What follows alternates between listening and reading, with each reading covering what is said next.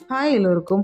தக்காளி சட்னியை இவ்வளோ டேஸ்ட்டாக இவ்வளோ சுலபமாக ரெடி பண்ண முடியும் அப்படின்னா டெய்லியுமே இட்லி தோசைக்கு இந்த சட்னி தான் நம்ம ட்ரை பண்ணுவோம்.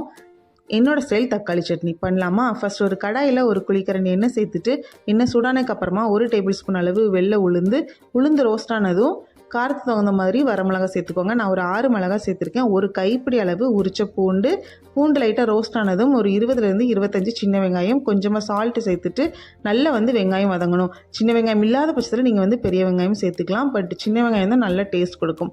வெங்காயம் நல்லா வதங்கினதும் ஒரு 4 மீடியம் சைஸ் தக்காளியை நல்லா கட் பண்ணி சேர்த்துக்கோங்க. தக்காளி வெங்காயம் நல்லா கலந்து விடணும்.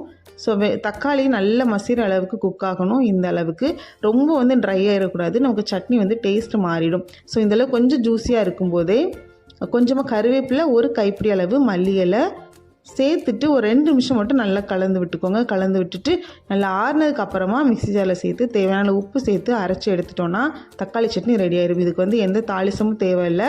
தாளிப்பு இல்லாமையே செம்ம டேஸ்ட்டாக இருக்கும். நல்லா சூடான இட்லியில் சர்வ் பண்ணுங்கள். அவ்வளோ ருசியாக இருக்கும். ஒரு 2 டேஸ் வரைக்குமே ஃப்ரிட்ஜில் ஸ்டோர் பண்ணி வச்சுக்கலாம். கண்டிப்பாக ட்ரை பண்ணி பாருங்கள். பிடிச்சிருந்தா லைக் பண்ணுங்கள், ஷேர் பண்ணுங்கள், ப்ளீஸ் சப்ஸ்கிரைப் பண்ணுங்கள். தேங்க்யூ.